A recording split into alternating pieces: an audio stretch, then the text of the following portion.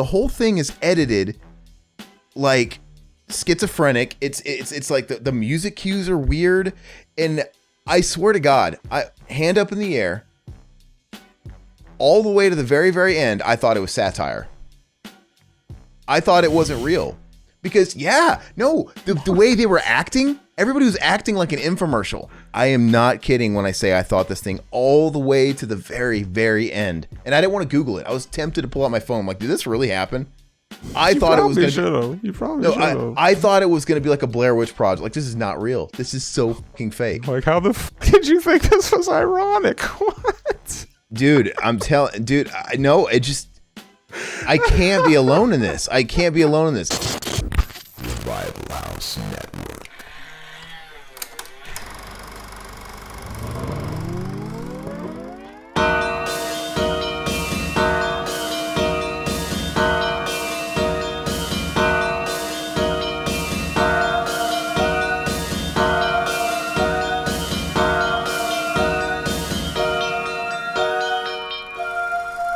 All right. What's up, everybody? Revival House Network here again with another episode of Cinema Enema. If you guys are not privy to how we do things with Cinema Enema, basically Zach and I usually alternate, and we pick a topic of interest, and usually it's a movie, but it can be a series, it could be whatever. It doesn't really have rules attached to it. But anyway, this week is Zach's. And Zach, tell us about this depression porn that you selected for us this evening. Fucking, I was going skiing, and I decided, I wanted to take one of my favorite movies to watch whenever I'm going skiing. I want to watch Dear Zachary. There's just something about the winter time. There's just something about the winter, all the winter slopes. You want to listen to black metal, and you want to watch some suicide pornography, documentary filmmaking. The highest of Kino. And the full title is Dear Zachary, A Letter to a Son About His Father from 2008. Now, typically with this show, we take the first half of the show to talk about any current news and just kind of what we've been watching. Now, we actually recorded an episode just a couple of weeks ago, I think, and there ain't no news. It's been really dry. So nothing like that I want to bring up. So unless you had any news, Zach, to talk about, we can just kind of go over a couple things we've been watching. Is that all right with you? Fucking hell yeah, baby. Fucking hell. First of all, on a scale of 1 to 10, how depressed are you for this episode, having to watch the depression porn? I mean, I'm very much looking forward to talking about it. I'm not going to talk about anything until we're ready, though. I'm going to keep it all in. And you have to promise me, though. Basically, every time I watch this movie, I have to schedule everything around it. Like, I know, like, if I'm on a diet and shit, like, I'm going to watch that movie, I'm going to have to, like, just fucking break the diet. I'm Tub gonna of ice cream. Exactly. I'm going to be depressed for, like, a couple of days, maybe. Well, you have to promise me, you have to give me a platform for just a minute whenever we get to talking about the flick.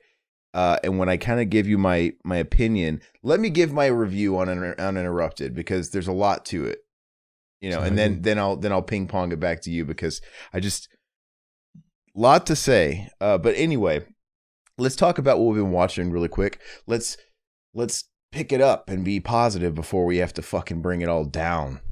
Do you want to go get down with the sickness? Fucking Draymond in the house, getting all Draymond in the house. What's his name? David Draymond. Amazing. What a king. David. Yeah. Fucking biblical name figures. What a king. King David. What a king. Okay. Saint David Draymond of Nazareth. All right. Do you want to start, or should I start? You go for it, baby. I don't even have my list up. All right. So, like I said, the last time we did this was a couple weeks ago, so not too much. I went on vacation for a week and wasn't a whole lot of time for movie watching, but I guess before I forget about it, I finished the newest season of The Boys, which was fucking awesome. It is the best one yet. Have you watched it, Zach? Fucking I'm raring to watch it. I'm raring. It's awesome. I hated that it ended. Like, it just went by too fast, and it just keeps getting better and better and better. It was awesome. I really love the character development in the show. It's like, not only are all the characters great, just everybody's got a really, really great separated arc that stands out. And especially, I guess, our two main antagonist, protagonist, you have, I'm not going to give spoilers, obviously, but you have Butcher, played by Carl Urban. He's the leader of the boys. And you have sort of the main antagonist, which is Homelander. Both those guys, like, their arcs just get developed even more in this series, in this season. And they're awesome, man. That guy who plays Homelander, he's got the best facial expressions. Like, he's got the best resting bitch face and just like all the looks he gives. And he plays sociopath really, really well. He cracks me up. Like I hate him, but you don't want him to get hurt because it's like, I love that guy because he's so fucking funny, but he's a piece of shit. And you also don't want like someone like Butcher to lose because he's kind of a piece of shit too. But he's cool. We need face models. People get famous for their hands. We need people that get famous for their faces. Like, really, that's what anybody really is anyway. But I'm thinking specifically for bukkake porn. I want to see him get fucking bukkake'd. Isn't it funny, though? You have hand models, and they get paid to model rings, and it's a legit career. You have face models. They'll model cosmetics. You can model your entire body to show off clothing. But when you model your feet, it's pornography for a perverted sect of people. Is it really? Fucking amazing. I mean, there's a website called Only Feet. Amazing. Fucking, well, does that mean like fucking anytime you show feet, it's not considered art anymore? So is every Tarantino film fucking smut? We should start an Only Feet account, a Revival House Only Feet account, and all we have to do is post pictures of our feet and see who wants to give us money. Oh yes, come all over. Be like, oh yeah. Well, it'll start innocent enough. It's like, oh, we just got to take pictures of our feet. No big deal. You know what people do with it in their own free time. No harm, no foul. As long as I don't know about it, bro. Well, it'll eventually. The next step, it'll become like Peggy Hill. Well, they'll want us step in pork and beans and rotten jack-o'-lanterns, and then eventually enough will never be enough, and it'll be like, hey man, we need a cum tribute on those feet. Like, I want to see a jack off on them. I don't know. I would come on my own feet for money. I pissed on my own feet for free. I was about to say. Everybody talks about, oh yeah, you got athlete's feet. Piss on your feet. I used to piss on my feet all the time. That'll cure my athlete's feet, but I don't got it anymore, so it might have worked. Did it really?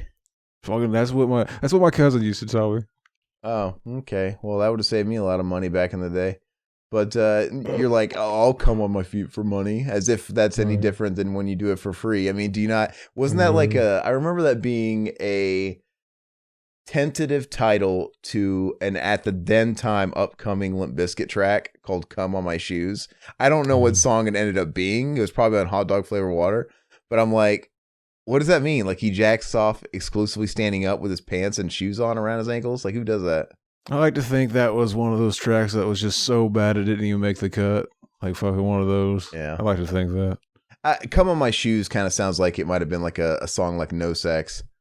Yeah, exactly. Something like that. A shitty song, basically. Yeah, a shitty song. And anyway, The Boys. I'm just gonna go through my list, and you can go through yours. I watched Uncle Sam, part of Joe Bob, and Kino Cuisino.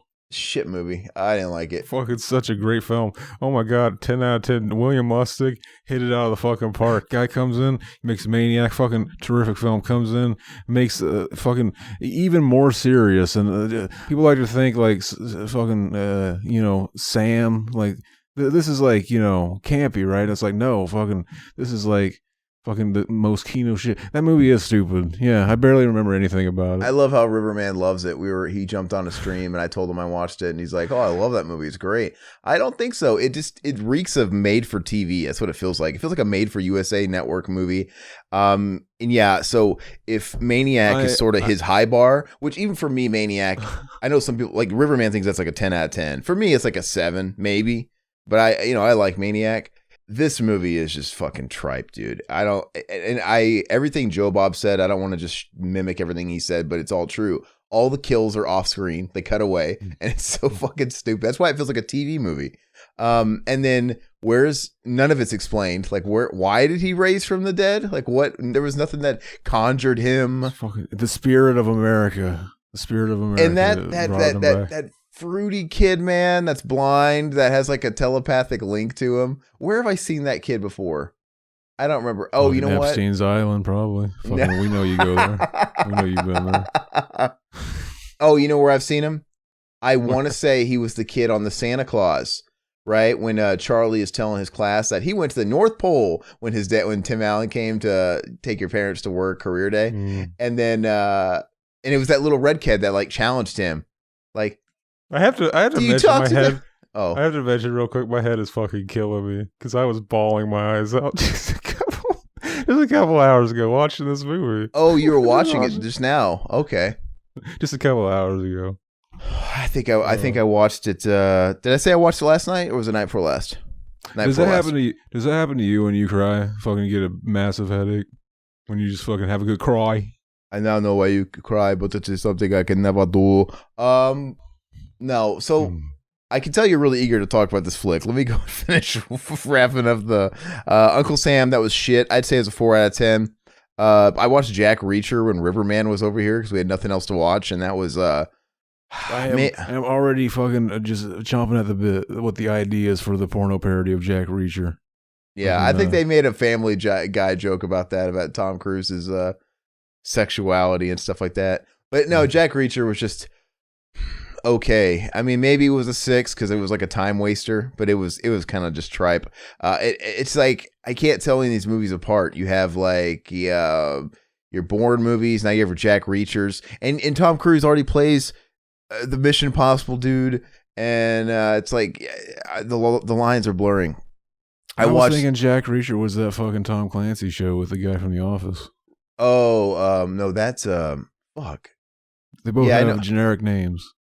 Yeah, but he did I know what you're talking about. He did like a Prime series or something, right? Exactly. I don't fucking know, but they do have I think they have a Jack Reacher series right now. I think I could be a hand model. We were talking about hand models recently. Yeah, prove it. We'll see what it looks like with a dick in it. Exactly. All right, so I watched when I was on vacation in Florida, we went to Disney Springs. It's kind of like a shopping district that's pretty much owned by Disney. And we were going to go see a movie, and I wanted to see Black Phone, but it only had like a few showings. And this place, as you can imagine, is a tourist spot, just fucking packed, and every ticket is sold. So I couldn't get into the Black Phone. But lo and behold, what's the only movie I could get into? The movie that's playing on about 10 different screens, 10 different ways to watch it, Thor. So we watched Thor, Love and Thunder, and that was a 5 out of 10. I was like, what happened? I remember when I watched the trailer for the first Thor movie. I saw fucking guy come out looking like he's wearing a Walmart Halloween costume, and I thought that looks so fucking stupid. That is gonna fail miserably. I'm going to laugh when that movie fails. I'm going to laugh so loud. And then what do you know? It's fucking one of the hugest movies. They just keep going for like 8 straight fucking years, never stop making them. Yeah, indeed. You know what? It was one of those flicks where it kind of fools you into having a little bit more fun than you really do, because Christian Bale, Christopher Bale. I'm like you fucking up names. Christian Bale plays the villain in it, and I feel like he's in a different movie because he's doing great, but like tonally, everything else around him is like, what? He doesn't belong here.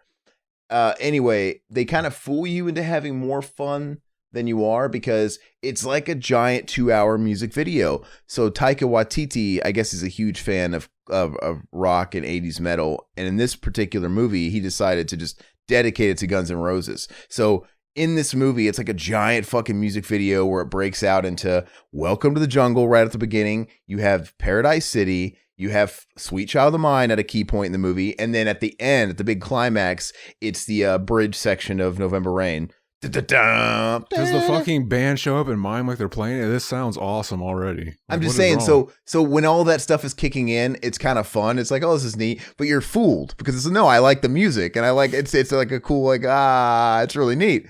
But after you get out of it, it's like, no, it doesn't mean it was a great movie.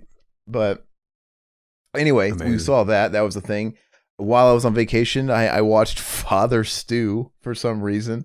You know that it's a movie with Mark Wahlberg that's pretty new, and it's got Mel Gibson playing his dad, his asshole dad, and it's about this dude that's a boxer. He was kind of a shitbag, and he ends up becoming reformed, becoming a priest, and He ends up coming down with an ailment. It's supposed to be like Oscar bait, give you the feels and shit like that. It was okay. It was a 6 out of 10. And then lastly, I watched new Netflix movie, The Man from Toronto. I think it just premiered this week, and I it looked like a Netflix movie, but you know what? It had Kevin Hart and it had Woody Harrelson. I'm like, you know what? This is the epitome of a movie you fall asleep to in bed, because it's going to be a 6 at best, and it was a 5. And I remember this movie, Man from Toronto, because I read about it a year ago. It was supposed to be Jason Statham and Kevin Hart, and Jason dropped out of it. And so when you watch the movie, it's clear Woody Harrelson's character was originally based for Jason Statham. He's bald. He's like this fucking assassin that knows martial arts. It's really weird seeing 60-year-old Woody Harrelson do like CGI'd fucking weird martial arts.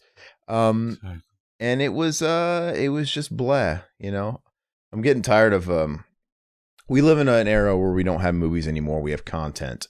And Netflix and all these streaming services, they just want to have as much content. They're all YouTube channels, essentially. Just give it. We don't care what it is. We'd rather have a shit ton of 5 out of 10 content, just shotgun blasted at all times, filling in those gaps, than just, quality over quantity. Fucking, they have algorithms making the movies now.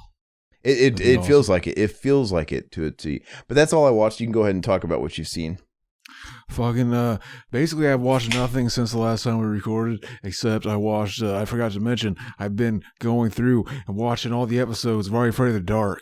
Is that on Paramount? Fucking it is. And then I thought Paramount, it's got all the episodes of Are You Afraid of the Dark, and they're all in seasons, man. Because on Vudu we got the for volumes for $10 one time. We got volumes 1 through 10, and it's this isn't all the episodes, but it's most of the classic ones. So I'm like, fucking Paramount's got all of them though, and so I'm all excited, and I'm watching it, and I'm like, this ain't all of them though. They're missing some too, and it's is it the same ones? Some of the ones on Vudu aren't there. And it's there's one that's not on. None of the episodes from season 6 and 7 are there, but no one cares about that. But that's the next generation, basically. Like all those shows on Snick and Nick growing up, you have this. I have these fond memories of just a robust catalog of episodes. But when you go back and you watch them as an adult, you realize, oh, you mean all that was in the first 2 seasons? It's Are You Afraid of the Dark? It's the first 2 seasons. That's everything. And I think there's a couple of stragglers in season 3, but it's funny. It's funny. I always remember, man, I love that episode that I'm cold, but it's it wasn't that episode that I liked. I liked another episode that was almost identical, because it had another kid who was dead. What about the kid? Is it the marionette kid that was trapped in the dollhouse? No, remember that one?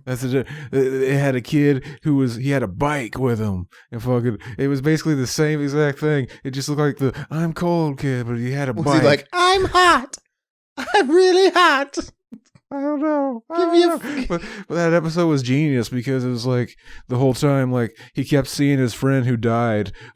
He died because they were hanging out in some the river, the ravine in their hometown. It's one time the ravine or whatever, it flooded, and he got caught in there and it killed him, and all this shit. And so you find out at the end of the episode that he was actually coming back so that he could warn him that his nephew or something was in danger. And it's dude, you could have told him that. So you could have told him that way at the beginning of the episode. You just showed up and just kind of looked scary, the first, and then it's oh, you got 10 minutes to go save your nephew or whatever it was.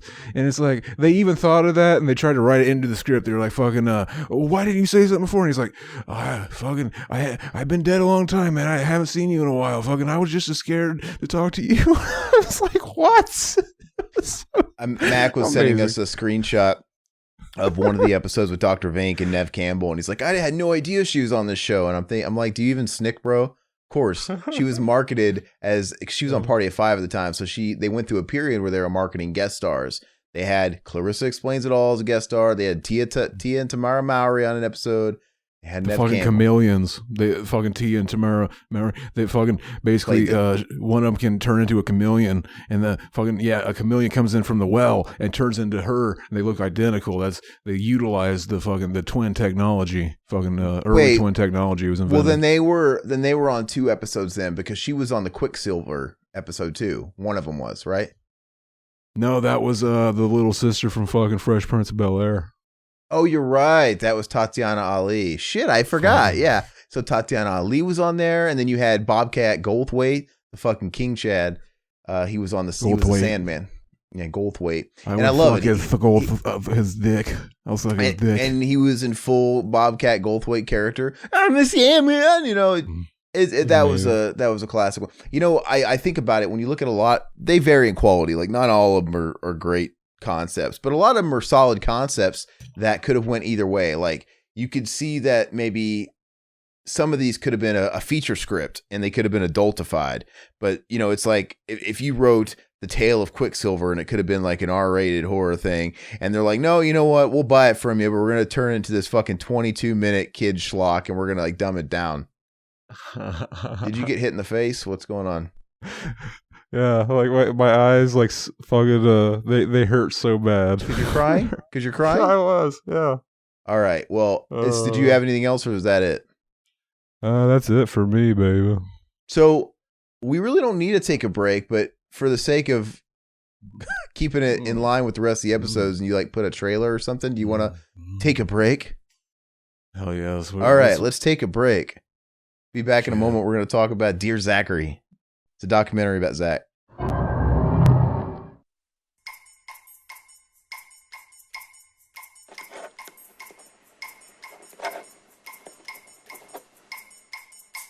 Charismatic, opinionated, really a good storyteller. He had a presence. He had the worst possible gas. It's going to be a great doctor. Well, the phrase I was going to use had been full of life. Do you know who that is? Andrew. Why did Andrew get killed? I'm an only child, and I'll get around to why this is of any importance whatsoever. When I had to say, was my son murdered? And take that into your soul. And then to know how cold-bloodedly he was murdered.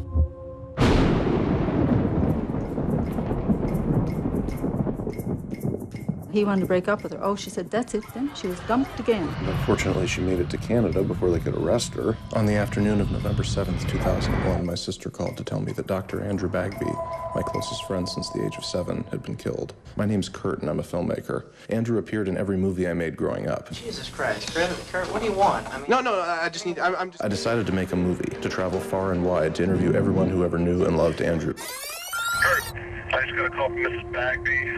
The abbreviated version is that bitch held a press conference and announced that she's 4 months pregnant with Andrew's baby.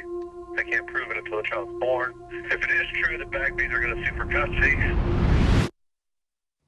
She named the little boy Zachary.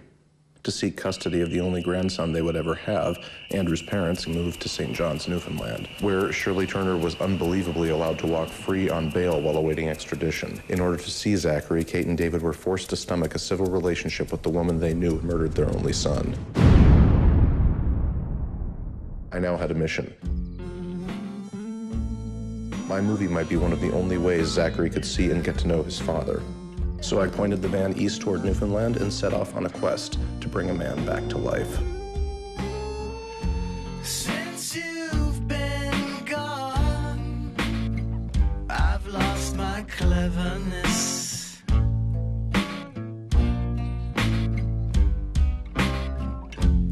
And since you've walked away, I just can't deal with this. But I never could have guessed what would happen next. All right, and we're back. We're here to get sad. We're going to be a couple of sad boys here.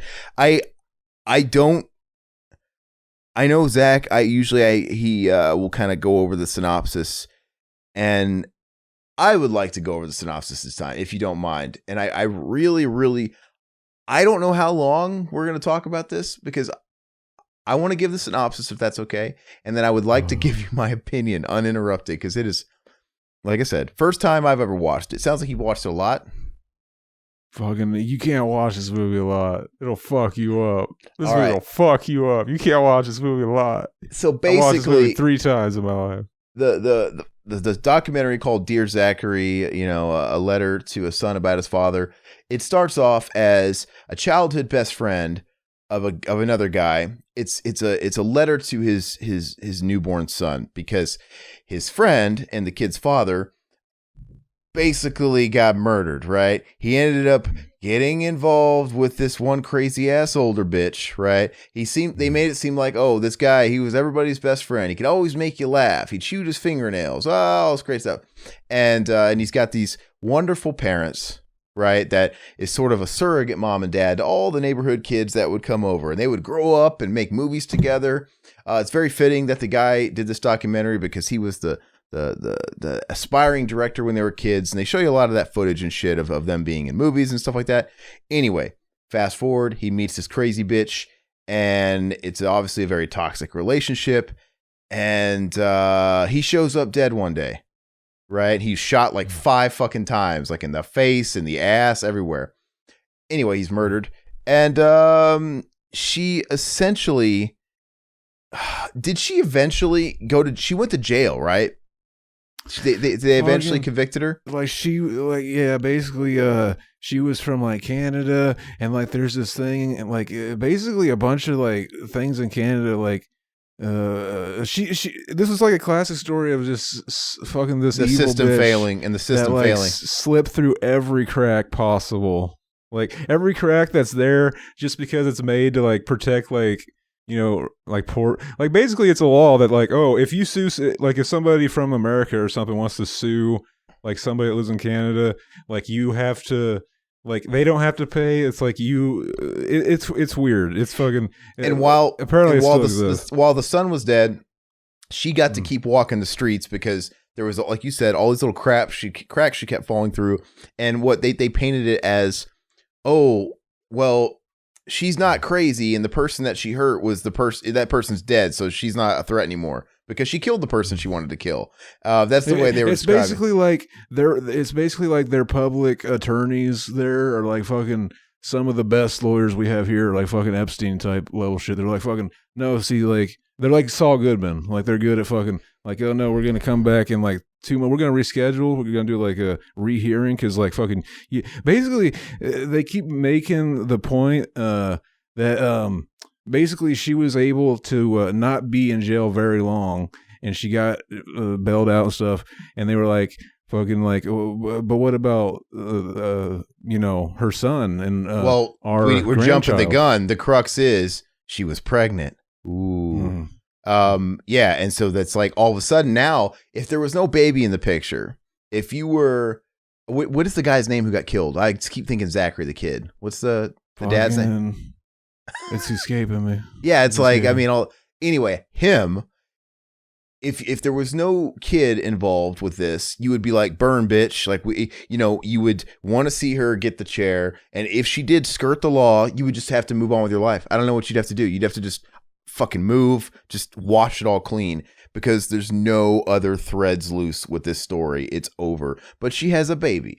And so obviously the parents of the slain, they want the last remnants of their son. They want to take care of the kid. And then now they're somehow having to argue for rights with kids from the mom. I mean, I hear about the courts always favoring the mom, but in this case, when she killed the fucking dad, the fact that they have to split like custody, and the fact that they were making it work, is bananas to me. You know what I mean? I honestly thought most people would have just wrote the kid off, as dark as that is. You know what I mean? Like, how could you do that? How could you just live with like, all right, we're going to have this fucking business friendly relationship with this fucking person who killed our son, and we're going to let her have the kid on weekends every other week, and we're going to meet up and phone call. How's he doing? Like, what? Well, basically they had to do everything they could to cooperate with her, because like she had this lawyer that was just like fucking basically when the lawyer showed up, she was all nice and shit, and she was really good at like, yeah, we gave her evaluations and shit, like they kept saying like, fuck, we don't think she's a threat because while what she did was violent, it was targeted towards him specifically. So we have no reason to think she'll do it again. Hey, now that your son's dead, you ain't got nothing to worry about. their logic was like, really she weird. killed the person she wanted to kill, so it's like she has to, but like the fact that she wanted to kill him in the first place is like makes no sense. So weird, and then like I said, this documentary is a letter to the kid. It's as a time capsule, something honoring his father for when he grows up. But then things take a turn for the worse in traditional fucking documentary editing, right? There's that big third act twist. Because the system failed. I can't talk. The system failed, and this kid being in the custody of the crazy ass mom kills the kid, murder suicide, jumps off a cliff or something into some water. And obviously there's a million different ways this could have been avoided, and obviously the parents, the grandparents were concerned the whole time, trying to seek the best interest of the kid, trying to keep custody of the kid, and obviously the worst case scenario happens. But that's pretty much it. And then it kind of becomes a documentary for the parents, right? I guess all good documentaries catch real-time shit that's unplanned like that, obviously one of my favorite documentaries, Metallica, Some Kind of Monster, that wasn't planned. They were hired. For some reason, the guys who did Paradise Lost were taking the job of just recording them making their new album in a studio. Like, it was just supposed to be like some paid gig. Like, all right, let's do the behind the scenes. And all of a sudden shit started going nuts, and it just became this documentary, and they started filming, and it became this 2-year project. So how was that any different than what the original intent was? I thought the original intent was just watch them fucking breaking down in a recording studio. I'm joking. Yeah. But anyway, this is the same thing. It's like, okay, I'm going to honor my friends because the damage was done there. And then we're going to do it for this kid. And then halfway through it, but it takes on new meaning because now the kid's dead. It was basically like a way to like fucking basically right after he found out his friend died, he's like, I'm gonna start filming. I'm gonna tell every story I know, and I'm gonna get interviews with everybody that I know he was friends with to tell all the stories we know, just so that, and then like just so this is there for him. So this is the only way he'll know his dad. Yeah. And then as it goes on, fucking it keeps changing, and then like towards the end, like fucking different revelation. Fucking Aaron spoiled it. Fucking I didn't know. That's the whole fucking documentary. And then when the kid's dead, it just turns into like sad boy porn for 10 minutes where they're talking, everybody crying, and the parents, everybody's like, this is for the parents. They were our parents. We're here for them. Yada yada. And that's all very sweet and stuff. Can I give you my opinion of it? Fucking well, at the end, they kept going because like fucking come up with a way to change it, baby. Fucking some red flag laws or something like fuck. And apparently it did. This led to fucking a new law being introduced where like if there's a child involved, we put it's like a red flag kind of thing. And fucking it's like fucking it's weird that wasn't already the case. Yeah. You had to learn that mistake. Yeah. That's it. I don't know. Well, let me tell you. Where do I even start? So, I get, while I understand why it's tonally schizophrenic, because it started off as one documentary, right? It being kind of upbeat and shit like that, and kind of remembering the nice stuff about a dad. And then it gets really weirdly dark. It makes sense. I get what happened in the middle of filming, but I really did not like this documentary. It was shot like a fucking amateur. It was fucking shit. Okay, and I'm not taking away from the story because it's really sad, but dude, even the beginning when Zachary's alive, we're talking about the murder of your friend. The whole thing is edited like schizophrenic. It's like the music cues are weird, and I swear to God, hand up in the air, all the way to the very, very end, I thought it was satire. I thought it wasn't real because the way they were acting, everybody was acting like an infomercial. Like it was something's not everything like was like everything was like Uncanny Valley. Like all these like interviews, these people were not quite right. Like just they all felt like hired local actors that were reading off a commercial for fucking hemorrhoids. It was so weird. I'm like, we're talking, because even before Zachary's dead, we're talking about the murder. You should try like acid before you watch this. We're talking about a murder of a kid, of their son who married a crazy bitch, and these people are all laughing and smiling. It's really weird. I'm sorry. It was weird. And the music cues, it seemed kind of exploitative the way it was filmed to me. With the cuts and the weird zoom ins and it was fucking weird. I'm like, that's why I thought it was a satire. I'm like, there's no way, because the material's dark. You thought because they were showing good times. No, it's the way it's edited, man. It's the way it's like, literally, think about it. Like, and then there was a stark turn, boom, and it like do this fucking unsolved mysteries thing, zoom in, and this is supposed to be his best friend. It seemed not genuine and not real. It seemed almost like a satire or a take on like some unsolved mystery shit. Everything about it was so weird. Like I said, the people felt like actors, and I just felt, if this was me and I was making this documentary, and I really could go with it to make a I mean, I don't even know if I could actually go through with actually making a documentary, because I would feel like, in one way, I would feel like I'm gaining something out of it. Like, oh, this is my foot in the door to get into a credible film festival. But whatever, film's got to be told. I'm not shitting on art, but if I could make it, I just don't think I would have made the stylistic choices he did. Like, I would treat it the way it should be treated. But I get it. Like I said, it was a love letter to the kid, but it's still fucked up. I am not kidding when I say I thought this thing all the way to the very, very end, and I didn't want to Google it. I was tempted to pull out my phone. I'm like, did this really happen? I thought it was going to. You probably should have. I thought it was going to be like a Blair Witch Project. Like, this is not real. This is so fucking fake. And also, you mix that with the unfolding events. Like, no way these fucking people did this. No, like, it's just so ridiculous. But just, yeah, everything about it was so odd. I don't even know what to. I feel like this is like some kind of a Eric Andre skit you're pulling on me. Like, how the fuck did you think this was ironic? What? Dude, I know, I can't be alone in this. I thought, like I said, I'm not trying to talk down what happened, because now that I know it's real, it's very, very sad. Oh, also, it was very cliche. I don't know, man. We got to hit him. And I was waiting for it. I'm like, all right, well, we're approaching the third act of what's going to happen? The kid's going to die. Let's do it. They got to hit, because it played out like every documentary. It just felt like a guy that had an opportunity. He had a story in front of him, and he bought How to Make Documentaries for Dummies, and he did it by numbers. Except he did not know tonally what the fuck was going on, because I thought when it was, like I said, I thought it was a satire to the very end. I thought it was going to cut to black, and I was going to hear Benny Hill fucking music or the Funky Chicken. Right? If I was you right now, I'd be so humbled by the fact that, like,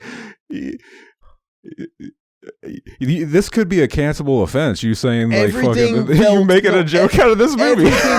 Everything felt so fucking fake and phoned in and just planted. Like, even at the very beginning when he's like, Jesus Christ, you're literally one of those conspiracy theorists watching the kids shooting. Like, look at the dad walk in smiling. Look at that. No. Shit. Look, I know it happened. Like I said, now I've completed it. I've sat on it. It really happened. I'm not like blaming the story. I get it. It's very fucking terrible. But the filmmaker, I'm just shitting on the filmmaker. I don't give a shit if it's his friend or not. I'm going to judge it as a filmmaker, and I thought it was poorly done. I really did. And like, even the beginning, like, everything was by numbers when he's sort of setting you up for the story he's about to tell. He's kind of doing some narration, and they do a quick, like, halfway interview with somebody holding his kid, and he's talking, And all of a sudden he breaks down a little bit. Daddy, what's wrong? I'll tell you later, son. Cuts to like the title. Like, this is so fucking stupid. It all seemed fake. It all seemed fake. Like you realize they didn't film that as the beginning of the movie. That was just from an interview that they put because it makes you want to watch it. Yeah, I know. It was all editing. It's just it seems so exploitative. It just seemed. I don't know who he was trying to honor. I get it. He says it started out as I'm going to honor my friend. And this is going to be for his kid. And then at the end, he says, you know what? I'm going to honor, this is dedicating this to his parents. But it just, I don't know. I wouldn't want to honor my slain best friend and their parents by making a bad documentary. That's all I'm going to say. It was a 4 out of 10, spoiler alert. You have 4 out of 10 taste. No, I just, what is happening? I just, the story was definitely documentary worthy. 100%. It just, he told it. He didn't know how to tell the story at all. The story was not told well. I think it's told. I like the way it's edited and everything. I didn't. Like I said, it took away the intended emotions it was supposed to evoke out of me because I thought it was fake. Because the editing style was so weird, it was so jarring, and the music was so campy and hammy, like over dramatic. Like he did it himself. I know, and he's shit bagged for that too. But what I'm saying is, listen, this comes off like a documentary that was filmed by an outside source off a serious event that was trying to cash in on it, right? Some sleaze bag, some sleaze bag, like some. You think somebody that doesn't give a fuck about this guy watched hours of all that footage? Listen. I'm saying the way it plays off like some sleazebag network owned by a tabloid put on this documentary about a real case, but it doesn't play out like a documentary filmed by somebody very close to the source. It just doesn't. Like I don't know. What are some examples of ones that do? Denisha sees this movie. What are you referring to? Is this the way you would have? If Mac got fucking murdered by one of his many women, is this how you would do the documentary? Is this what you would do? How does this look bad to anybody? I genuinely like feel like I know the guy. I feel like no, I'm not saying every aspect of it. Yeah, I get it. I just thought it was fake. I didn't think it was real. I legit thought, okay, this is some Blair Witch shit. These are all friends that are making a faux documentary. That's what I thought. That's why I'm asking if you did drugs. Were you fucking paranoid watching this movie? And I thought the guy playing the guy that got murdered by the woman was an actor, but they were all really friends and they really had that footage growing up and they were really making a movie. I thought all that stuff was legit, and I thought the director was like, "Hey man, you really sounded like the conspiracy theorist." It's like, I thought he went to him. The director's like, "Hey, but it'd be really rad if we make a faux documentary." Yeah, and it's like, and you'll be the fucking guy that gets murdered, and we're gonna have this crazy bitch, and it's gonna be a letter to your fucking son, right? And then, ooh, we need a twist. We got to get our foot in the door in Toronto Film Fest. The kid is gonna get fucking smoked. I feel like you're looking like everything you think exploitation that this guy looks like right now. I'm making jokes like that. Like I was expected to go on Google after this and look and see the actor who played the slain father on the red carpet. I think I don't need to make jokes about myself being the autistic one on the show anymore. Anyway, it's just how it played off to me. I just don't think it's a sad story. It's really sad. I just don't think he knew how to tell the story. And I think he's pretty much, I was surprised to look on his letterbox that he had done a couple of shitty things before this. He had actually worked a little bit. I mean, none of it was high caliber stuff, but it just reeked of amateur filmmaking. He's an amateur filmmaker. I know, but I'm saying, should we reward him? Look, yes, we should, because he made a movie and it's good. No, but see, I'm saying I'm being a critic. I'm just critiquing it. The story is sad. I'm glad the story was told. I think somebody else should have told it. You're the guy that's like, fuck these Misfits records. The recording quality is shit. No, they're basically all the songs are basically shit. Listen, no, but the songs were good. That's what's important. This guy's song is to tell the story. I think somebody else should have told the story. That's all I'm saying. Because I think he should have handed over all his footage from all those years and gave it to another guy. No, even just editing. Just give it to it. Did he edit it himself? Probably. He probably did He edited everything. the movie twice because he didn't do it in HD the first time. So they had to make the Blu-ray. I feel like maybe all this would have been fixed in the editing. And if I was the editor, I'd be like, give me that shit. Oh, this music you gave me? No. We're going to remove this. Motherfucker, what editing experience do you... Don't lie. Don't lie. You don't edit our shit. Fucking No. You could be editing our shit. Yeah, but I may not know art, but I know what I like. I would easily be like, hey, look, I could be in the editing room and he could play me back what he did. And I could easily tell him, yeah, that doesn't work. This Maury Povich bullshit that you're trying to do doesn't work. It just comes off disingenuous, right? I think I think it works. I think most people think it works. I think most people like this fucking movie. I thought it was going to break out into like one of those old YouTube poop videos, right? Where you have like Hulk Hogan going, hey, it was fucking weird. Anyway, rest in peace, Zachary. That's really bad. That's really sad. I would never trust my ability to decipher what is true, what is real reality. Anyway, this was so from dark. Now on, Aaron. This was so dark. It should have been made with the levity of Paradise Lost. Paradise Lost is serious subject matter, and it felt like it. The music choices, the lack of music, the way it was shot and told was perfectly appropriate for what they were trying to expose. Are you referring to like the things where like he's narrating like, okay, here's like the night I found out your father died, I came home, I got a call, and then it shows like it's kind of like quick cut. It's showing the dialing of the fucking numbers, and it's like fucking creating. It's trying to like kind of disorient you, like fucking, because he's explaining the story, and it's like trying to recapture what he's feeling going through, like, because he knows like. He got a phone call from some, like, I'm trying to understand what you think was done badly. I just think it was told poorly. I think it was a great story, not told well. It's as simple as that. Like I said, I feel like I question it. The fact that it was his buddy, he like you said, he edited it in a certain way to make you want to watch it. And he played it up at the beginning, right? Like, oh, we're kind of like lighthearted. We're talking about all these good times. And then he hits you with the fucking twist of the kid getting killed right at the time you would in any fucking movie. Boom, to really bring you down. I just don't think I could do it. I don't think I could make it. Felt exploitative. It felt like exploitation to me. I'm not saying he didn't have a right to tell the story. I just feel like what parents would want this kind of thing to be a reminder of all this shit in this way?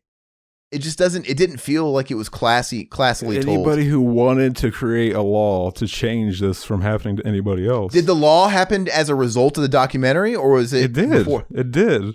Oh, okay. I didn't know that. Well, then that's good. But the documentary was still not very well told. I don't know what to say. It was a 4 out of 10 for me. Maybe I'd watch it again. But I'm telling you, I didn't feel the emotions you did. And it robbed me of that. Shit. It robbed me of that because I thought it was satire. No shit. It was its fault. It was its fault. This is your fault. I thought it was satire. Yeah. Now, if I would have known from the beginning this is a true story, and I would have been like, all right, well then I'm in for a ride. But no, the whole time I'm like just second guessing it. Like when's the ball gonna drop? When am I going to see Tom Wiseau?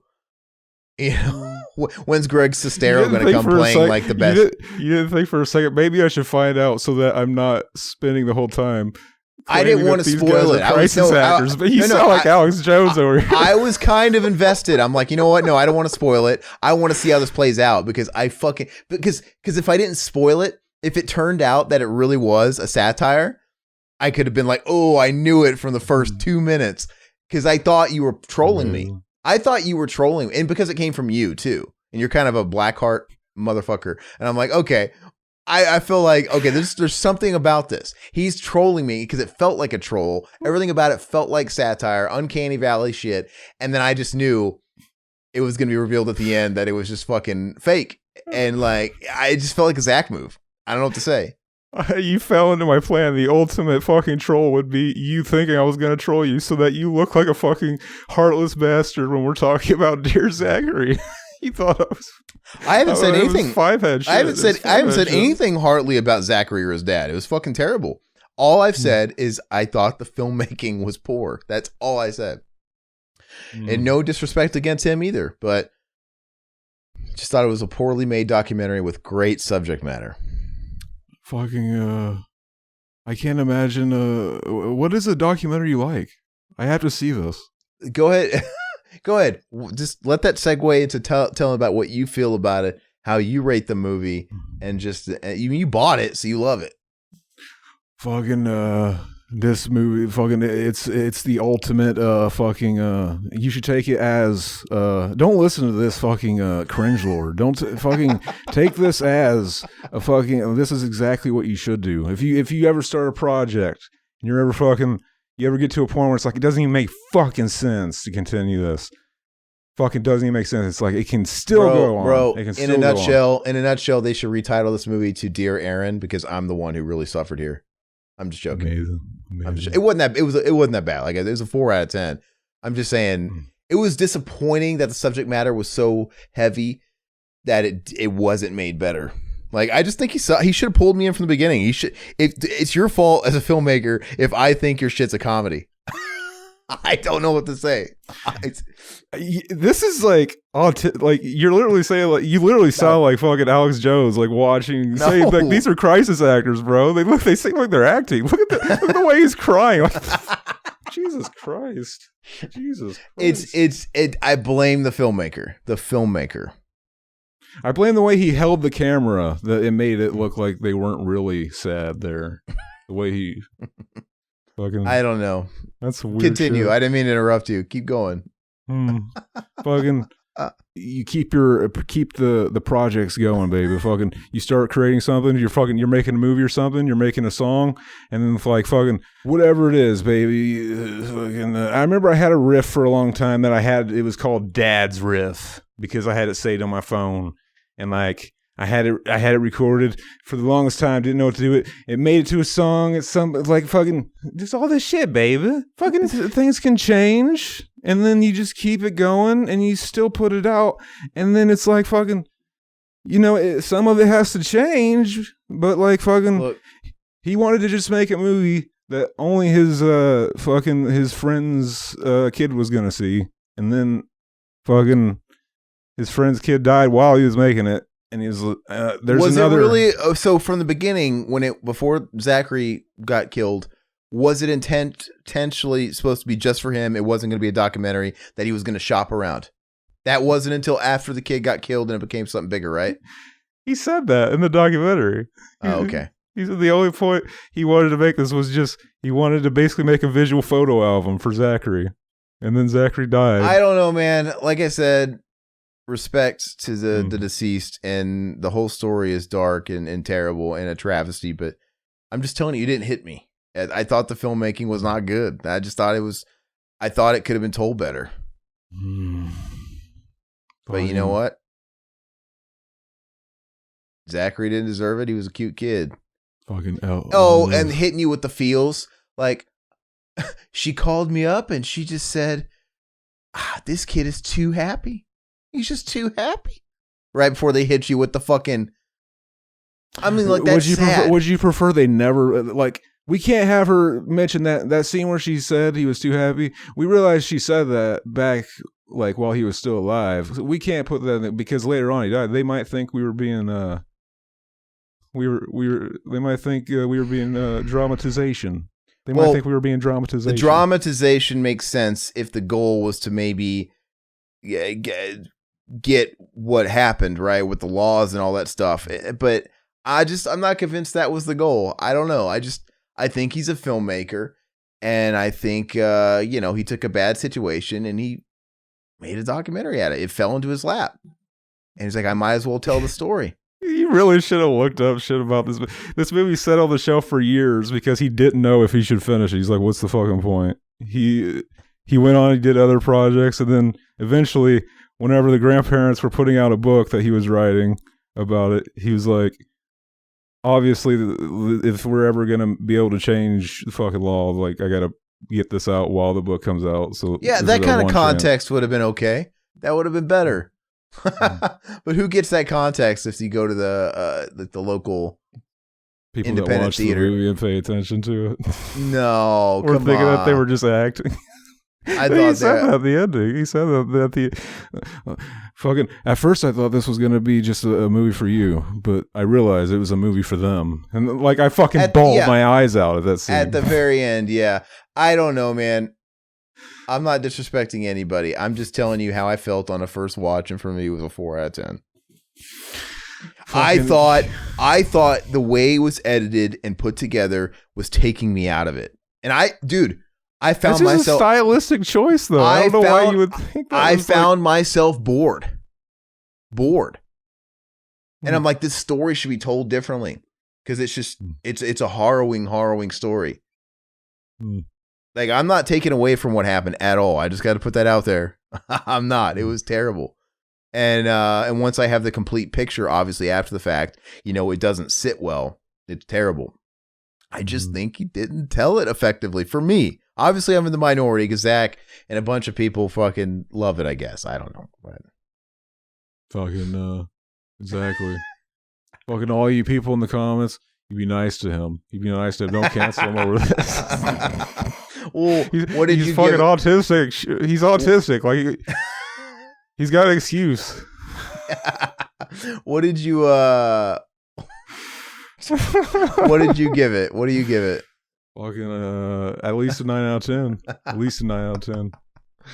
I don't know. Am I heartless? People tell me. Am I the asshole here? I don't know. You know what? I was thinking last night. I was thinking, like, man, are we finally at that stage where we have to like start just kind of caving to the YouTube algorithm gods and being these sellout pussies and do we have to start like titling slightly clickbait titles on our videos and do the fucking like our faces in the thumbnails doing the shit and I'm thinking, how would we title this one if we were trying to do clickbait? Like, am I the asshole? I think kids getting killed is funny. Was a comedy. Like, what would you could probably do a lot with that, but it's terrible. I don't know what to say. Not shitting on the story at all, but I'm judging it as a film. That's all I'm saying. It's like what we're talking about, right? I'm judging it as a film. I give it a 10 out of 10. I give it a we're 9 out of 10. Yeah, I thought you were bumping up a point out of spite. Fuck it, I am. It's a 10 out of 10. I just feel like it's one of those things like we always talk about, like, oh, it fools you into like fools you into thinking you like it more. If it fools, I walk away feeling like like shit. I don't. I feel like I don't like the movie. I respect that you get the feels from it and you like it so much. I'm just saying, kind of like what I was talking about, like with Thor, or talking about what was the other movie we were bringing up before, not on this episode, but like Candyman. Right? They fool you into thinking you're satisfied because you get to see Tony Todd at the end. I think because they hit all the traditional, like, pulling my heartstring cues, and the story is so sad that it convinces you, like, oh, I like the movie. No, but the story is fucking terrible. But I'm critiquing it like, nah, I still think the documentary itself was not put together great. That's just my opinion. I don't know what to say. You want me to give him an A++ because he was close to the victim? I want you to fucking change your opinion because it sucks dick. It's fucking garbage. You want me to give it a 5 out of 10 for you? You want me to bump it up to a 5? Fucking, I'll take it. All right. Well, that brings the average down between the two of us to a 7.5 out of 10, which is great. Anyway, I'm sorry. I really wasn't trolling. I really wasn't pulling a Zach on this. I couldn't wait to talk about it because I was surprised. I was genuinely surprised how I felt because like I said, when it was all said and done and everything, I realized, oh, it is real and all that stuff. I could not believe that this is how my opinion formed of it. And it was all because of how it started and it played out. That's just, You sure you didn't accidentally like take some mushrooms before you watched the movie? No, dude, I didn't. I don't know what to say. Because you do something like that, then like you'll be watching a movie or a music video, and you'll be real like, dude, it's so funny. All these people are pretending. I don't want to confuse and mistake my feelings towards the real life event with the technical execution of the film. That's all I'm trying to say. It's kind of like you've seen bad biopics before. You've seen biopics written that obviously about tremendous people with a really interesting and great story, and the filmmaker just really dropped the ball on it, and they didn't do it justice. That's all I'm saying, and I'm trying not to give too much of a pass to him because it's the friend, you know, that had good intentions with making this like time capsule. I don't know. I'm digging myself into a bigger hole here, but fucking. You know what you're doing? You're basically setting yourself up to fail. Like any movie or piece of art you put out is just instantly going to get shed on by everybody that this motherfucker hated Dear Zachary. What a fucking retard. No. I'm joking. That's going to go, wouldn't that be funny if I put out a movie and that goes on all the quotes on the box? Like, this fucker hated Dear Zachary. Fuck this guy. He thought it was satire. He thought Dear Zachary was a satire, and he was laughing the whole time. Yeah, no. Anyway, well, is there any final comments you have about it? All right. R.I.P. Well, yeah, rest in peace, Zachary. It's fucking terrible. I said. And the daddy. Yeah, it's terrible. So I'm like I said, don't confuse that horrible scenario. Anyway, I'm very interested. People out there listening, watching, let us know your thoughts. If you've seen Dear Zachary, and if you think Zach is completely justified in his mockery of me, or if you think you could at least understand a little bit where I'm coming from, like on how it played out, or if maybe you're somewhere in the middle, let us know, because I feel like I want to have a discussion I want this discussion to keep going, because I don't want to feel like an evil person, because I'm leaving this feeling like just scum of the earth, and I'm not. I'm just, I don't know. I understand, because we live in a fucking weird post-irony world where it's so fucking hard to tell now. Sometimes it's hard to read satire sometimes, I guess. Yeah, but the thing is I felt like this was not even convincing satire. I thought it was like, okay, hold on, I just switched connection. All right. Anyway, let us know what you guys think. If you guys like what you hear and you're new to the channel, please do the usual, man. Please like the video, leave a comment, help us out with algorithms so we don't have to become clickbaity assholes. Even though I'm still tempted to do it, I feel like one of these days we just got to bend over and fucking take it. And if you guys want to support us any further, like I said, Zach and I, man, YouTube ain't paying us any money, so we need your help. You know, if you want more content like this, that's gonna fucking make your grandparents hate me. Throw us $2 on Patreon. You get early access to everything for the cost of a black coffee. It's no big deal. Early access to everything, exclusive materials, exclusive podcasts.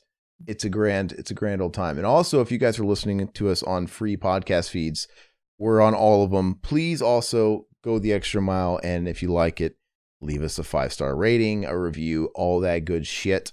And we have a Teespring if you want to rock some swag. If you want to, I feel like Zach is going to make a shirt now of my face. That's me pissing all over Dear Zachary. I don't know. But we have shirts on there from Mac and Zach Save the World, BTM, obviously, Cinema Enema. Check it out.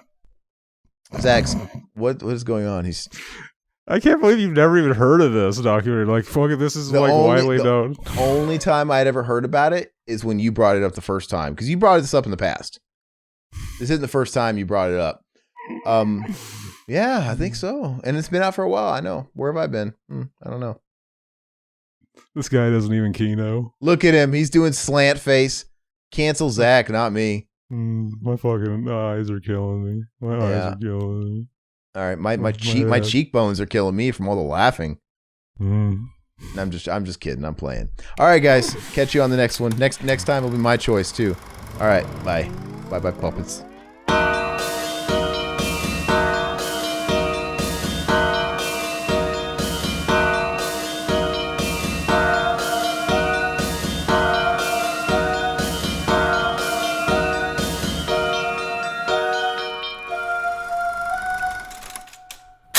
Chad.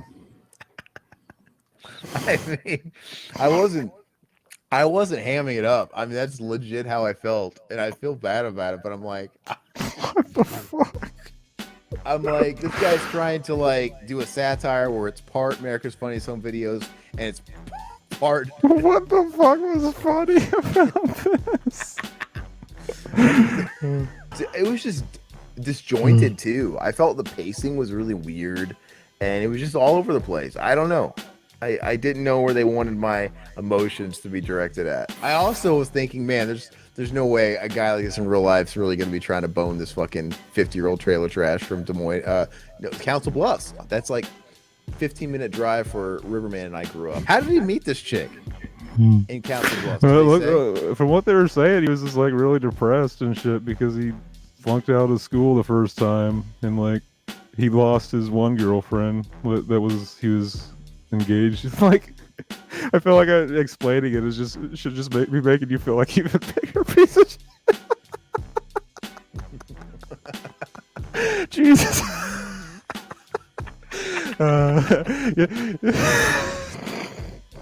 This is blooper footage. This is outtake reel.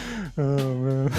That's so funny. I knew walking into this today that you really liked it and it really hit you in the heart. I get that, but I'm telling you, walking into it, I was one eye open, like Zach's trolling me. And then when it came off like a satire, like fucking weird, I'm like, because you even said, don't read up about it, just watch it.